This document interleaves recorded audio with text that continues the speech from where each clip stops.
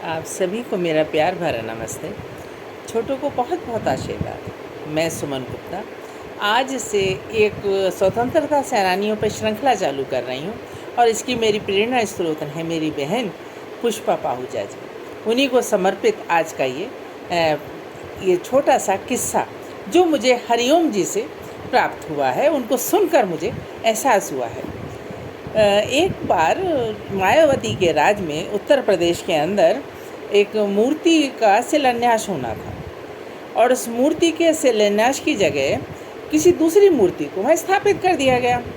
हरिओम जी वहाँ गए तो उन्होंने कहा कि बहन जी, शायद ये गलती से हो गया है आपका, ये चंद्रशेखर आज़ाद की मूर्ति लगनी थी और यहाँ किसी और की मूर्ति आपने लगा दी।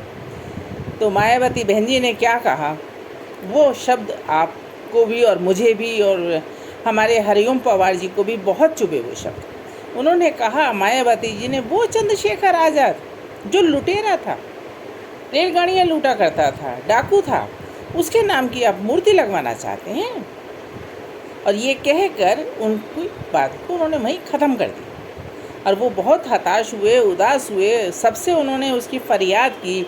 उस समय तत्कालीन अटल बिहारी वाजपेयी और लाल कृष्ण आडवाणी, सबसे उन्होंने उस बात का जिक्र किया, लेकिन किसी ने उनकी बात को नहीं माना। उस महान व्यक्ति का इतना बड़ा अपमान हमारे देश में हमारे ही सरकार द्वारा समर्थित मायावती जी ने इतनी बड़ी बात कह दी, कोई विरोध नहीं। उनका एक जीवन का किस्सा बताती हूँ मैं आपको। जब चंद्रशेखर आज़ाद जी बड़ी बड़ी रेलगाड़ियाँ लूट रहे थे देश के खजानों के लिए, हथियारों के लिए, बंदूकों के लिए, उस समय उनकी माता पिता की स्थिति ऐसी थी, वो भूखों मर रहे थे।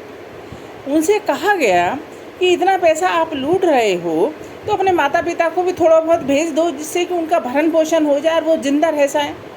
उन्होंने कहा, ये मेरे माता पिता की बात नहीं है, ये जितने भी अब स्वतंत्रता सेनानी हैं सबके माता पिता का किस्सा है। ये क्या सबको मैं भेज सकता हूँ?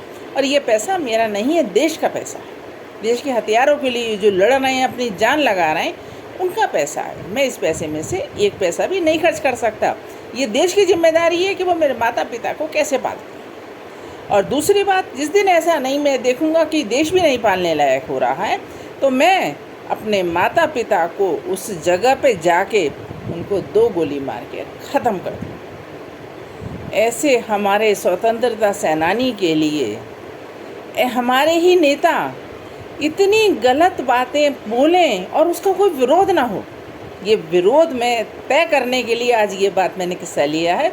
और इस बात को ध्यान से सुनिएगा। मैं अपनी बात को यहीं ख़त्म करें क्योंकि समय की मेरी सीमा है। ओम शांति।